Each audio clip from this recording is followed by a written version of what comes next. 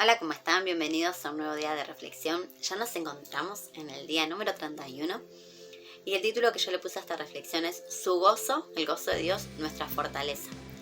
Y en ese día de oración yo lo que le estaba pidiendo a Dios era que nos fortaleciera como iglesia, de forma personal, que nos diera la fuerza para poder atravesar todo ese tiempo de pandemia, de cuarentena que estábamos viviendo. Hacía varios meses que no nos veíamos con la familia, no solamente con los hermanos de la iglesia, ¿no? También con los amigos. Entonces yo le pedía que nos diera la fuerza para poder resistir, para poder afrontar todo ese tiempo que estábamos atravesando difícil. Y el Señor me recordó un versículo que es el primero que vamos a leer, que está en el libro de Nehemías. Habla acerca de cuando Esdras y Nehemías le leen al pueblo el libro de la ley. Y el capítulo 8, el versículo 9 y 10 dice: Nehemías el gobernador y el sacerdote Esdras, escriba, y los levitas que hacían entender al pueblo, que le hacían entender lo que estaban leyendo, ¿no? Le dijeron a todo el pueblo: Día santo es a Jehová nuestro Dios, no se entristezcan ni lloren, porque todo el pueblo lloraba oyendo las palabras de la ley. Luego les dijo: Vayan y coman grosuras y beban vino dulce, y envíen porciones a los que no tienen nada preparado, porque día santo es a nuestro Señor. No se entristezcan, porque el gozo de Jehová es su fuerza. Entonces yo me puse a pensar en esto cuando Dios me recordó este versículo. ¿Por qué dice que el gozo de Dios es mi fuerza? ¿Por qué dice que en el gozo de Dios yo puedo encontrar esta fortaleza que le estaba pidiendo? Entonces Dios lo que me hablaba, al menos lo que yo sentí en mi corazón que Él me estaba diciendo, es que nuestra fortaleza espiritual no se encuentra tanto en aferrarnos a tal vez las promesas que Dios tiene escritas en su palabra para este tiempo, para nuestra vida, que si bien pueden ser una fuente o un lugar de donde uno se puede tomar como para mantenerse firme, en realidad el gozo de Dios no tiene que ver con eso. Nuestra fortaleza tiene que ver con otras cosas. Entonces me decía que tampoco tiene que ver con las bendiciones que Dios me da. No es que porque Dios me bendice, por medio de esas bendiciones yo encuentro mi fortaleza, sino que el gozo de Dios, que es lo que me da fuerza, tiene que ver con otra cosa. Entonces yo le preguntaba con qué tenía que ver. Entonces Dios me llevó a pensar acerca de lo que es el amor, ¿no? Y pareciera ser que no tiene nada que ver el amor con el gozo de Dios. Sin embargo, lo que Dios me mostraba es que cuando una persona ama a otra, se alegra y es fortalecida al ver que la persona a la que ama está feliz. Entonces me mostraba Dios, ¿no? Que mi fortaleza y mi fuerza espiritual se afirma y crece en la medida en la que yo concentro mis pensamientos y mi corazón en las cosas que le causan gozo al corazón de Dios, al corazón del Padre. En aquellas cosas que lo alegran a Él es donde yo puedo encontrar mi fortaleza espiritual para levantarme. Y en eso que leíamos decía que el pueblo había estado escuchando lo que decía la ley, ¿no? Que era la parte de la Biblia, digamos, que tenían en ese entonces, los profetas, los 10 mandamientos, y que se entristeció porque se dio cuenta de que no estaban viviendo bajo esos preceptos, que no estaban en obediencia, y se entristecieron por eso. Pero le dijeron: no se entristezcan, no lloren, sino que este es un día santo, un día separado para Dios, en el cual se tienen que alegrar, porque el gozo de Dios es la fuerza de ustedes, el gozo de Jehová. ¿Y cuál era el gozo de Jehová en ese entonces? Que el pueblo se diera cuenta de que Dios les había dado unas leyes que iban a ser buenas para ellos. Y el hecho de que ellos reconocieran que estaban viviendo fuera de esos mandatos y que tuvieran un corazón arrepentido al darse cuenta de que habían estado en desobediencia, eso causaba alegría al corazón de Dios. Y eso tenía que ser el motivo y la fuente de fortaleza para el pueblo, para levantarse, para ser fortalecidos y poder alegrarse junto con Dios en lugar de entristecerse y junto con el resto del pueblo. Por eso decían: vamos a hacer fiesta, vamos a celebrar, porque Dios está abriendo nuestros ojos, está abriendo nuestro corazón, nos está hablando. Y lejos de ser un día de tristeza, es un día de alegría, porque estamos volviendo a tener con Dios el mismo corazón, el mismo sentir de querer obedecerlo. Y eso le causa gozo a Dios. Y ese gozo tiene que ser la fuerza de ustedes. Y otra cosa de la que Dios me hablaba acerca de esto de alegrar el corazón de Dios y en su gozo encontrar nuestra fortaleza, era el hecho de que a veces el vivir entregando nuestra vida en amor a Dios, alegrándolo con las decisiones que tomamos, a veces pueden implicar que nuestra carne tenga que sufrir, ¿no? En la palabra dice que Jesús, por el gozo que había puesto delante de él, menospreció la vergüenza y la humillación que la cruz iba a significar y que no tuvo en cuenta todo lo que iba a tener que atravesar por el gozo que había puesto delante de él, ¿no? Y a Jesús le costó mucho dolor y mucho sufrimiento tener que llevar la cruz, tener que pasar por ese tiempo en donde iba a ser humillado, burlado, latigado, ¿no? Su cuerpo iba a sufrir laceraciones y heridas profundas que le iban a traer mucho dolor, y espiritualmente tener que cargar con todo el pecado del mundo para poder reconciliarnos con Dios, el ser abandonado por sus amigos, por las personas que habían estado con él todo ese tiempo, y un montón de otras cosas que Jesús tuvo que atravesar al decidir entregar su vida por nosotros y morir en la cruz. Eso le generó un tiempo de sufrimiento y de dolor. Sin embargo, él se fortalecía por el gozo que había puesto delante de él. Es lo que dice en el libro de Hebreos en el capítulo 12. Y lo vamos a leer. Hebreos 12:2 dice: puesto los ojos en Jesús, el autor y consumador de la fe, el cual, por el gozo puesto delante de él, sufrió la cruz, menospreciando el oprobio, y se sentó a la diestra del trono de Dios.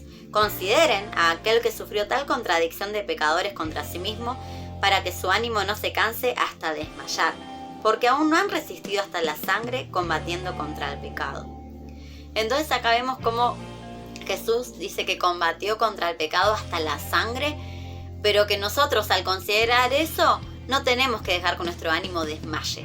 Es decir, Jesús, aún pasando por todo eso que nosotros nunca vamos a tener que pasar, porque para eso murió él, para que nosotros no tuviéramos que pasar por eso, aún no teniendo que pasar todo eso, podemos verlo a él como un ejemplo de que si sufrió algo aún mucho mayor de lo que nosotros vamos a pasar, y él se fortaleció y su ánimo no se cansó hasta desmayar, sino que se mantuvo firme, nosotros también podemos hacerlo. Pero ¿cuál fue la decisión que tomó Jesús? Poner la mirada en el gozo que había delante de él. Entonces nosotros tenemos que poner nuestra mirada en Jesús para que su mirada y la nuestra se alinee al gozo de lo que hay por delante, a lo que trae gozo al corazón de Dios. Y cuando uno ama, volviendo a lo que hablábamos antes, se da cuenta de que todo el sufrimiento, todo el dolor, todo el esfuerzo, todas las cosas que pueden llegar a generar tal vez algo difícil de hacer en las decisiones que tenemos que tomar, cuando las hacemos por amor y vemos el resultado de esa persona a la que amamos siendo feliz, teniendo dicha, teniendo un corazón pleno, al gozarse y al complacerse sobre nosotros, a pesar de todo lo que tuvimos que atravesar, eso hace que haya valido la pena. Decimos, bueno, valió la pena todo lo que pasé, porque el gozo de Dios fue mi fortaleza. Dice que el Padre dijo a Jesús que Él era su Hijo amado en quien tenía una complacencia, no el quien se complacía. ¿Y por qué Dios se complacía en Jesús? Porque Jesús lo obedecía y no le importaba cuánto tuviera que sacrificar por mantenerse fiel y por obedecer, porque Él quería agradar al corazón del Padre. En otros versículos habla acerca de esto, ¿no? De que Jesús siempre hacía lo que agradaba a Dios y eso complacía al corazón de Dios. Y nosotros como hijos de Dios, ¿acaso no queremos complacer también el corazón de Dios y ser fuente y motivo de su gozo? Porque ese es el gozo que a nosotros nos va a fortalecer. Como un padre cuando se esfuerza por darle a su hijo algo que sabe que le gusta o que quiere o que está deseando, y quizás trabaja un montón de horas, trabaja horas extras para poder tener la plata y comprarle eso que sabe que hace un montón que su hijo quiere, y al poder comprárselo y dárselo y ver la alegría y la emoción de su hijo por estar recibiendo algo que tanto quería, ¿acaso ese padre dice, ay, sí, la verdad que lo que me costó? No, está feliz y se olvida de todo lo que tuvo que esforzarse. Aunque lo tenga en su mente, sabe que valió la pena, dice, en su corazón, dice, bueno, valió la pena todo mi esfuerzo, porque se alegra de ver feliz a su hijo, porque lo ama. Del mismo modo nosotros, si amamos a Dios, cuanto más lo amemos a Dios, estamos más dispuestos a hacer tal vez sacrificios o cosas que nos cuestan, porque sabemos que esas decisiones que tomamos van a traer gozo a su corazón, y ese gozo va a ser lo que nos fortalezca y nos dé ánimos para no desmayar y mantenernos firmes en las decisiones que tomamos, que alegran su corazón. Y para terminar, quiero leer varios versículos que mencionan algunas de las cosas que alegran el corazón de Dios. El primero que quiero leer está en 1 Samuel 15, el versículo 22, y dice: y Samuel dijo, ¿se complace Jehová tanto en los holocaustos y víctimas como en que se obedezca a las palabras de Jehová? Ciertamente el obedecer es mejor que los sacrificios, y el prestar atención que la grosura de los carneros. Y en el Salmo 40, en el versículo 7 y 8 dice, entonces dije, he aquí vengo, en el rollo del libro está escrito de mí, el hacer tu voluntad, Dios mío, me ha agradado, y tu ley está en medio de mi corazón. Estos dos versículos nos muestran que lo que alegra el corazón de Dios, una de las cosas que alegran su corazón es la obediencia. El otro versículo que quiero leer está en Sofonías 3, el versículo 9, y después vamos a leer del 11 al 17. Y dice, en aquel tiempo devolveré yo a los pueblos pureza de labios, para que todos invoquen el nombre de Jehová, para que le sirvan de común consentimiento. Versículo 11. En aquel día no serás avergonzada por ninguna de tus obras con que te rebelaste contra mí. Esto está hablando de Jerusalén, de Israel. Porque entonces quitaré de en medio de ti a los que se alegran en tu soberbia, y nunca más te ensoberbecerás en mi santo monte.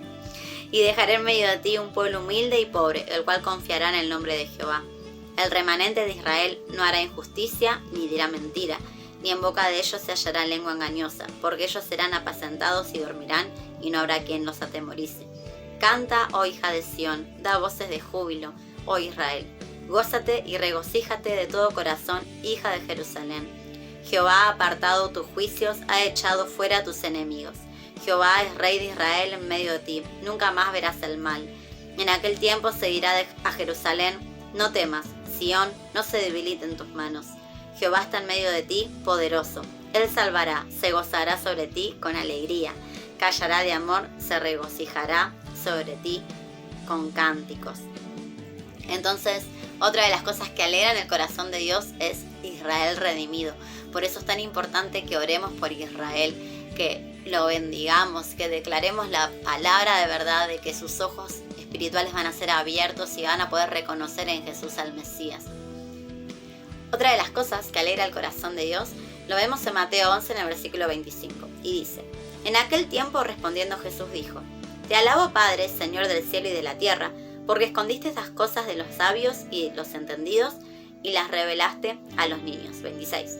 Sí, Padre, porque así te agradó. Y lo que Dios me mostraba es que Dios también se goza en revelarse a sí mismo, en revelar su verdad y en poder contar y mostrar y hablar acerca del reino de los cielos, y que las personas puedan recibir esa palabra en su corazón. Esas son las cosas que a Dios lo alegran. Otra de las cosas las podemos leer en el libro de Lucas, el versículo 15, el versículo 7 y 10. Capítulo 15, versículos 7 y 10. Les digo, así habrá más gozo en el cielo por un pecador que se arrepiente que por 99 justos que no necesitan de arrepentimiento. Versículo 10. Así les digo que hay gozo delante de los ángeles de Dios por un pecador que se arrepiente. Otra de las cosas que alegran profundamente el corazón de Dios es el arrepentimiento y la salvación de las personas. Entonces ahí es donde nosotros tenemos que encontrar nuestra fuerza en poder cumplir con el mandato que Jesús nos dejó de hacer discípulos a todas las naciones, de predicar el mensaje del evangelio, de arrepentimiento para que las personas puedan ser salvas. y encontrar la vida eterna en Él. Y hablando acerca de esta vida eterna, también en Lucas 15, el versículo 22 al 24, cuenta la parábola del hijo pródigo y dice así: Pero el padre dijo a sus siervos: Saquen el mejor vestido y vístanle, pónganle un anillo en su mano y calzado en sus pies, y traigan el becerro gordo y mátenlo, y comamos y hagamos fiesta, porque este es mi hijo, muerto era y ha revivido, se había perdido y es hallado. Y comenzaron a regocijarse. Y tiene que ver con esto, ¿no? Cuando una persona es restaurada, cuando una persona encuentra la vida eterna en Dios, eso alegra el corazón de Dios. Poder atraer nuevamente hacia su corazón y hacia su presencia a las personas que se apartaron, a las personas que tal vez tomaron malas decisiones y pagaron las consecuencias de esas decisiones. Dios quiere llamarlas, atraerlas a su corazón, restaurarlas a su condición de hijos y darle la vida eterna por medio de Jesús. Y en Juan 15, en el versículo 8 y 11 dice: En esto es glorificado mi Padre, en que lleven mucho fruto y sean así mis discípulos. Versículo 11. Estas cosas les he hablado para que mi gozo esté en ustedes y su gozo sea cumplido. Entonces, otra de las cosas que alegran el corazón de Dios es que llevemos fruto. Es que nuestra vida sea una manifestación del Espíritu Santo en cuanto a todo el fruto que está en Gálatas 5:22, ¿no? De amor, gozo, paz, paciencia, fe, benignidad, bondad, templanza, fe, mansedumbre. Que manifestemos el fruto del Espíritu Santo es algo que alegra el corazón de Dios. Que llevemos mucho fruto a donde sea que vayamos, llevemos la vida de Cristo en nosotros.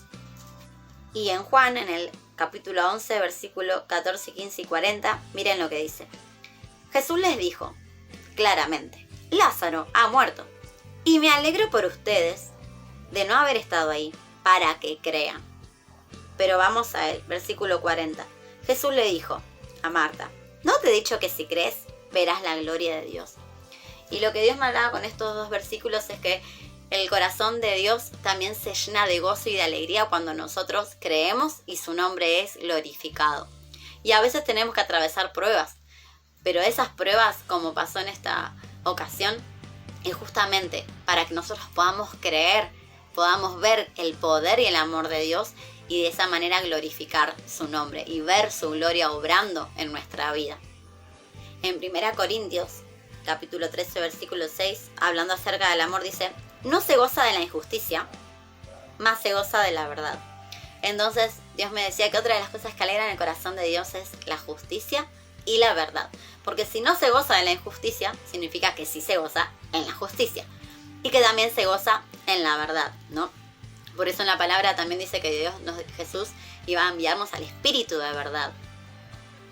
Y en el libro de Corintios, pero en la segunda carta, 2 Corintios 5, el versículo 18 al 20 dice: Todo esto proviene de Dios, que nos reconcilió consigo mismo por Cristo y nos dio el ministerio de la reconciliación. Que Dios estaba en Cristo reconciliando consigo al mundo, no tomándoles en cuenta a los hombres sus pecados, y nos encargó a nosotros la palabra de la reconciliación. Así que somos embajadores en nombre de Cristo. Como si Dios rogase por medio de nosotros, les rogamos en nombre de Cristo, reconcíliense con Dios. Otra de las cosas que Dios me mostraba que alegran su corazón es la reconciliación del hombre con Él. La reconciliación de cada persona a la cual Él creó y a la cual quiere adoptar como hijo, que sea reconciliado por medio de la cruz de Cristo otra vez con Él. Poder llevarle salvación a esas personas. Eso alegra el corazón de Dios. Y por último quiero leer 1 Pedro capítulo 2, versículo 20. Pues ¿qué gloria es? Si pecando son abofeteados y lo soportan. Mas si haciendo lo bueno sufren y lo soportan, esto ciertamente es aprobado delante de Dios. Entonces, con este último versículo Dios me mostraba que el hecho de obedecer por el amor a que le tenemos a Dios, ¿no? A pesar de las pruebas o a pesar de que esa obediencia sea difícil de atravesar o tengamos que pasar cosas injustas, eso alegra el corazón de Dios. Que nuestra obediencia se base en el amor.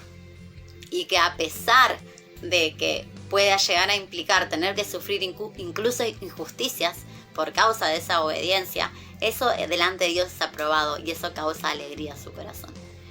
Así que bueno, esto es lo que yo le quería compartir, lo que Dios me hablaba, y espero que el Espíritu Santo les siga hablando, que puedan profundizar, que le muestre más cosas que alegran el corazón de Dios, y que en cada una de estas cosas podamos encontrar nuestra fortaleza para afrontar cada dificultad y cada tiempo de angustia que nos toque vivir, que nos toque atravesar, y que enfocando nuestra mirada en Jesús, en las cosas que le traen gozo a su corazón, y que por medio del amor estemos dispuestos a atravesar aún por cosas difíciles, podamos experimentar su gozo en nosotros, al saber que estamos trayendo alegría al corazón del Padre y que Él se está complaciendo en nuestra vida. Dios los bendiga.